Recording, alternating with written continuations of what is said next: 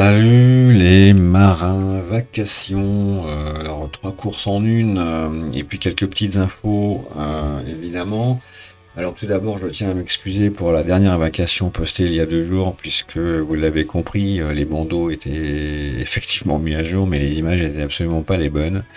Et du coup, vous n'avez pas dû bien comprendre ce qui s'est passé. Moi, pendant ce temps-là, et pendant que vous tentiez de comprendre, moi j'ai retrouvé Mickey pour un apéro.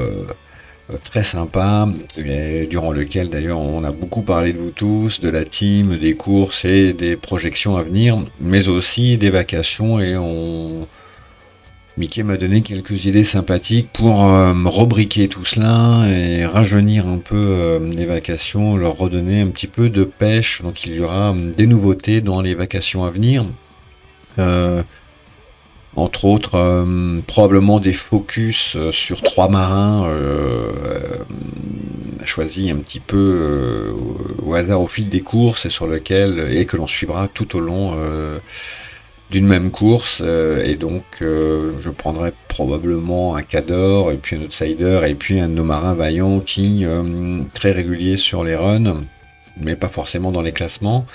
Mais on regardera un petit peu les progressions de ces bateaux, de ces 3 bateaux choisis sur une même course.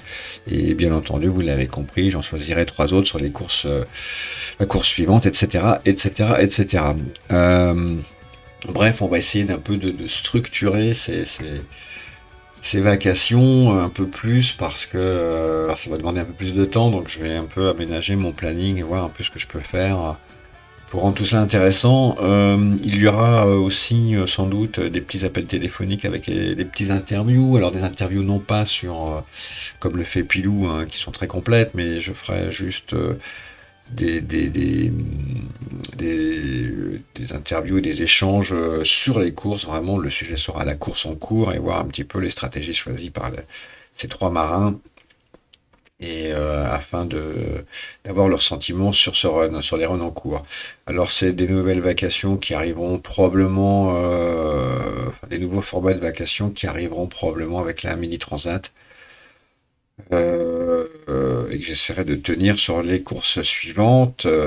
Ces créations de vacations sont énergivores, je vous l'assure, et il faut un peu de temps pour cela, donc on va essayer de faire quelque chose de cool. Et évidemment, et ça on l'avait fait une époque, mais n'hésitez pas à vous-même m'envoyer des petites vidéos sur les courses en cours que vous vivez et nous raconter un petit peu comment vous les vivez et vos stratégies futures, parce que c'est évidemment intéressant d'alimenter ces vacations avec vos propres vécus sur VR. Donc voilà. Faut un peu tous s'y mettre si on veut les rendre effectivement un peu plus sexy, un peu moins monotones. On a commencé, alors là ce soir vous l'avez compris, je vais faire 3 vacations en une, puisqu'on va commencer par la ronde d'Italie, là maintenant. On ira faire un tour sur la Globe 40 ensuite et sur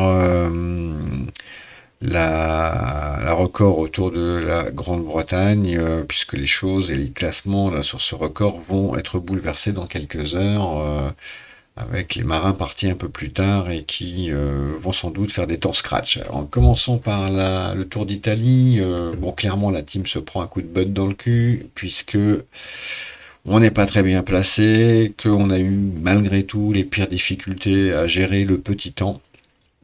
Et on le voit, certains s'en tirent plutôt pas mal, entre autres Tipapa, Luxair et BSP, qui ont pris la fille de l'air et qui vont être difficiles à rattraper. Ils sont chassés eux-mêmes d'ailleurs par d'autres comme Machaon et Fraise Volante ainsi que Picard 44.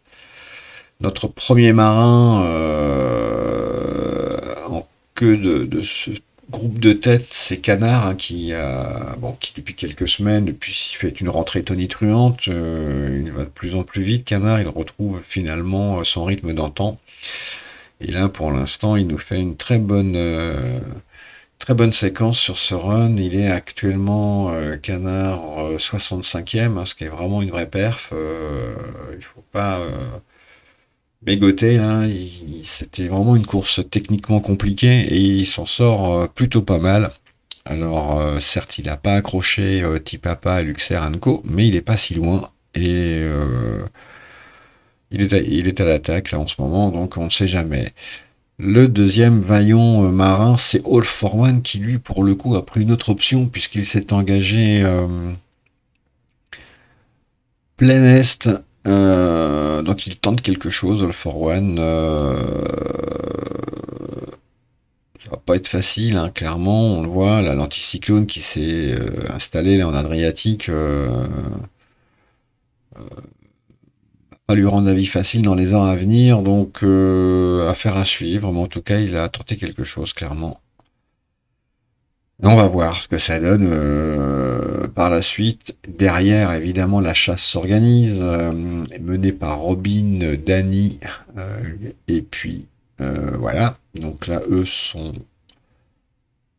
pas si mal. On va aller sur Danny qui est 154e. Très très grosse perf de Danny. Et Robin qui lui est 146e. Donc on voit ces deux-là s'en laissent pas compter. Donc c'est vraiment le premier peloton de chasse là. Et derrière, ça s'accroche, arrive Captain CCC qui lâche pas l'affaire, hein, qui s'accroche plutôt pas mal. Et puis derrière, on a Babylon, Ghost et Pumahawk qui arrivent comme des blindes là. Et on en a un autre, là, c'est qui? C'est Bat, qui est pas mal non plus. Ch'ti-Marin, Seb, esquive un peu plus loin. Donc, Free, Studio Boris, qui s'est fait piéger, tout comme Gérard, Berlot, Anko. Donc, tout cela se sont fait évidemment piéger. Bon, on le sait, hein, il y a eu l'effet passage à niveau qui a coûté très très cher. Et les départs inattendus, ça c'était pour ma pomme, puisque je ne devais pas faire ce run, je vous le rappelle, et que je me suis retrouvé embarqué dans cette galère. Mais bon, c'est une course qui n'est pas désagréable en fait. Donc du coup, je prends un certain plaisir quand même. Donc je visais un petit top 10 sans option aucune, même pas de polish, mais je crois que là, Puma et Bat vont m'avaler tout cru, donc ça va se terminer à la place du con cette affaire. Et on va aller voir tout de suite la météo annoncée. On devrait arriver le 25 à Trieste, hein, à peu près. En tout cas, les premiers, même peut-être un peu plus tôt. On va utiliser la route marin de l'effective, hein, qui est décidément et définitivement un super logiciel de soutien. Et voilà un petit peu la situation météo. Donc là, on est vraiment clairement, nous, par ici, là, on voit, c'est pas glorious. Donc, on est dans le dur. On est dans le dur. Et là, on va animer un petit peu tout ce bazar. Et vraiment, ça va s'améliorer au fil des heures, hein, donc, et évidemment, les premiers qui vont en bénéficier, bah, c'est ceux qui sont en tête de course pour l'instant. Donc les écarts devraient encore s'agrandir, malheureusement. Ça va pas être facile. Et on voit, hein, cette bande bleue là, qui vraiment s'est bien installée la vendredi, dans la nuit. Puis au petit matin, bah, voilà, ceux qui sont sur l'ouest de l'Adriatique vont prendre cher. Mais je pense que ceux à l'est ne sont pas forcément mieux lotis. Donc au bout du bout, la rentrée ne va pas être très rapide sur Trieste, clairement. Et on voit, ça continue. Là, on est déjà vendredi en fin d'après-midi. Donc là, par contre, il semblerait que la météo soit plus favorable maintenant, avec un vent sud-est qui va permettre au premier là d'enquiller direct sur Trieste. Et puis on le voit dans la nuit, bah, encore une pétole qui s'annonce, donc pas facile encore. Peut-être que là, sur ce genre de météo, Canard peut faire un gros coup. Moi, je suis très intrigué par la prise d'option de All for One, donc il a sûrement quelque chose derrière la tête. Donc là, on voit un petit peu la météo pour l'arrivée. Ça va être waouh, waouh, waouh. On va revenir un petit peu en arrière à samedi, début de matinée. C'est pas être facile. Là, vraiment, voilà ce qui était annoncé. On va encore se tirer et s'arracher des cheveux. Bref, une course qui a été très compliquée, mais très sympa à faire. Au final, même sans option, c'est assez rigolo. Euh, J'essaie de prendre un peu de vitesse, là, mais c'est très dur. On va maintenant aller sur la Globe 40, une course très sympa également. Euh, alors, c'est la troisième étape, hein, donc d'une course autour du monde qui nous amène là vers le Cap Lewin. Donc là aussi, il se passe des choses intéressantes avec plusieurs groupes déjà bien distincts. On a un groupe de tête là qui est emmené par Yormom Essay qui, je pense, a coché cette étape clairement parce qu'il va très très vite. Et notre premier marin qui le challenge là, c'est Lucky 77 qui fait une très très belle course, vraiment. Il est 12e actuellement, c'est dire la perf. Et que cette étape est loin d'être finie. Elle nous amène à Auckland, il y a encore beaucoup de routes. Et donc Lucky peut vraiment faire quelque chose de très fort là-dessus. On retrouve BTL qui pour son retour également à la compète nous fait une étape de feu. Un petit peu plus au nord comme position par rapport à Loki. Peut-être un petit peu trop, mais affaire à suivre. Et puis le Cap, Nantais. En outsider et surtout en chasseur là, qui est très très bien placé. Là on voit Tipapa Bouddha un petit peu sud.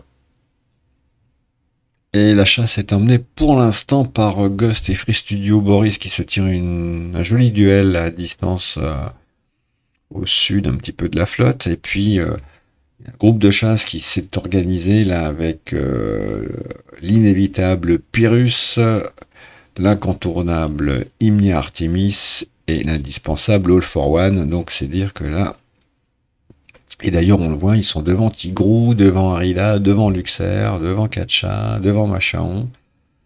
Donc forcément quand on voit tous ces marins pas si mal placés, puisque à peu près dans les 300 premiers, forcément la team du coup elle est très bien placée au classement général, puisqu'on est actuellement quatrième et vraiment tout près des affranchis ou de Black Sailing Project ou des cinquièmes, là, Surftech. Donc on a un coup à jouer clairement, donc ça c'est très sympa. Et on voit les 10 marins bien placés, c'est Lucky, BTL, Cap, Ghost, Free, Pyrrhus, Imni, All for One, Esquif et Nailou. Donc on a des marins qui sont effectivement pas si mal. Saxo et Esquif, les voilà dans le top 1000. Donc c'est pas si mal. Et puis Esquif, notre poète, qui est 1141e également et qui est pas si mal non plus. Donc du coup,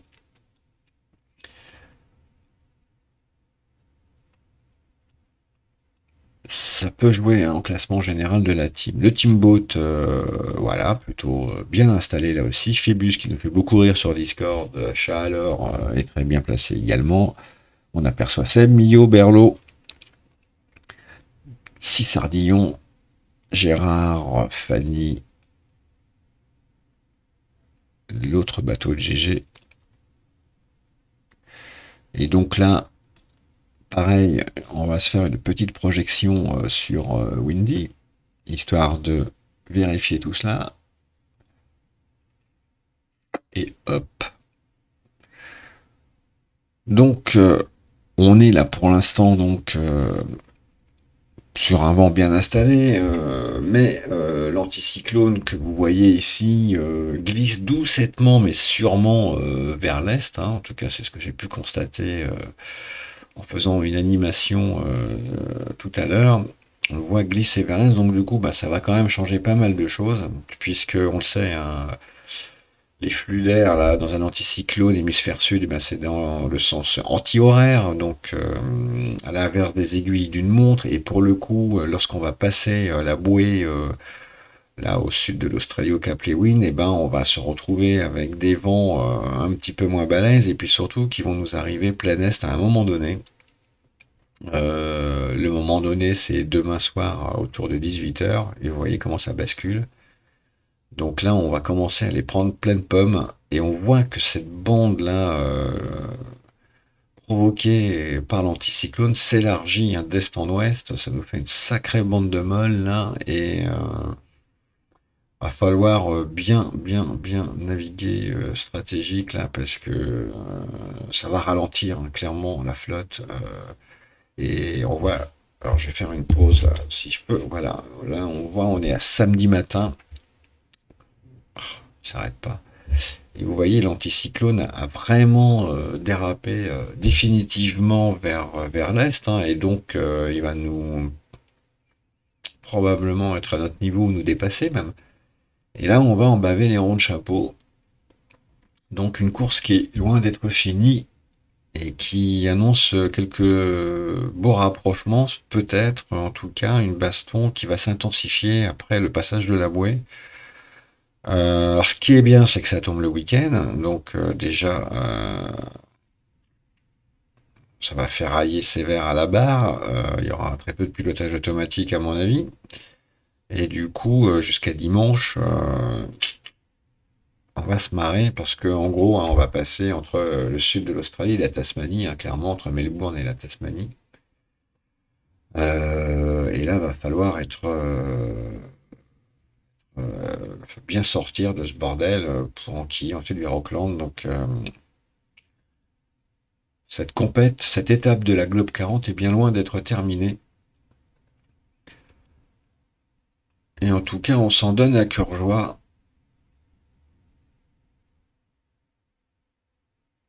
Et une flotte, ça se joue aussi, ce que j'ai remarqué, on est quasiment tous maintenant sur des angles à 125 hein, ou très proches.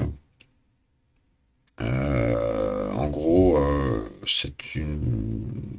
pour l'instant, c'est une petite bagarre de positionnement. Mais je pense que jusqu'à la bouée, hein, les écarts vont pas tant évoluer que ça, à mon avis. Ça va surtout être après la bouée où il va se passer des choses. Là, on le voit, on a vraiment Lucky, BTL et Cap hein, qui ont fait le trou, hein, tous les trois. Un premier duo de chasse là s'est installé tranquillou, c'est Ghost et Free Studio, donc là qui se tire une jolie bourre, un beau duel. Et puis juste derrière, vraiment à quelques encablures, arrivent les Furieux, Pyrrhus, Ymir, Artemis et All for One évidemment.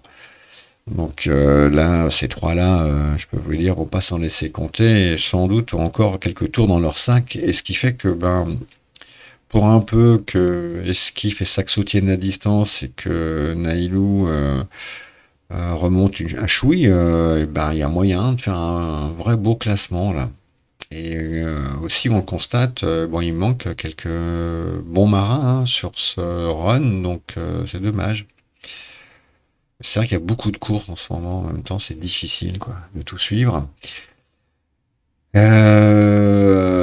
Et enfin, on va passer alors au Round Britain Record. Là, je vais être assez rapide puisque je vous le disais en préambule, les classements vont être bouleversés.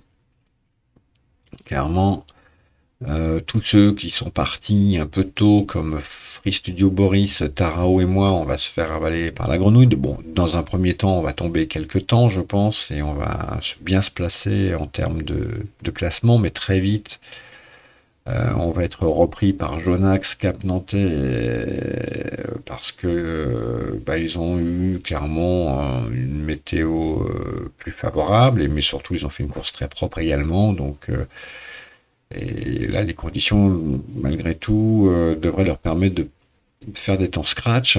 Et puis il y a ceux derrière qui vont arriver comme des furieux, qui sont actuellement au nord, c'est-à-dire les All for One, Captain CCC, Horizon, tout ce beau monde là aussi va tomber aussi des records, et vont sans doute bouleverser le classement dès leur arrivée. Alors sauf évidemment catastrophe.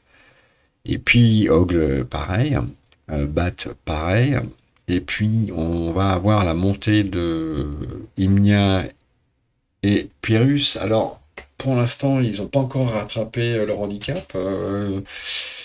Ils sont annoncés sur une estimation en 8 jours, contre 7 pour ceux qui sont devant eux. Mais encore une fois, leur run n'est qu'à la, enfin même pas à la moitié, donc ou pas loin de la moitié, mais en tout cas, va falloir qu'ils travaillent dur, hein, pour rattraper cette pétole, ce temps perdu dans la pétole là au sud de l'Angleterre, dans laquelle ils se sont retrouvés un moment. Et les estimations, Zezo, faut s'en méfier aussi, mais en tout cas, bon, il est clair qu'il va falloir qu'il cravache là pour rattraper tout cela. Donc voilà un petit peu l'état de la situation. Alors, pour le classement, on n'a pas changé euh, pour l'instant. Je crois que c'est toujours Ghost qui tient la timbale en 26e place, mais là, je vous le dis, ça va tomber très vite. Donc voilà, toujours 26e, mais là vous voyez, c'était en plus de 9 jours, donc là forcément, avec ceux qui arrivent derrière comme des furieux, je vous le dis tout de suite, ça va tomber en moins de 9 jours, ça c'est quasi sûr. Boris, Tarao et Ghost devraient pas tarder à arriver, même là on voit les marins qui sont repartis, hein, Fossé là s'est relancé parce qu'il devait pas être content de son run, Babylon dit tout. Dans le predictive de time,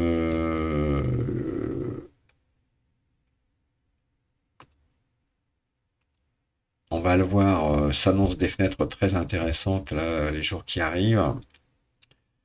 Donc on va surveiller ça de très très près. Vous voyez là sur le 26, les temps tombent jusqu'au Shetland, hein, bien entendu, en 75 heures, donc c'est quand même très rapide. Donc il faudra surveiller tout cela. Je sais que certains d'entre vous font même des prévisions avec un départ des Shetland en plus vers le retour pour et cumuler les deux pour voir à peu près. Donc ça c'est intéressant. Donc n'hésitez pas à partager vos calculs avec la team, et même à imaginer des départs groupés, ce qui est très motivant et du coup ce qui fait souvent aller d'ailleurs la team beaucoup plus vite, parce qu'on se challenge entre nous. Mais c'est vrai que là, la météo à venir s'annonce plutôt sympa pour tenter. Alors on va aller voir ça tout de suite, des nouveaux runs.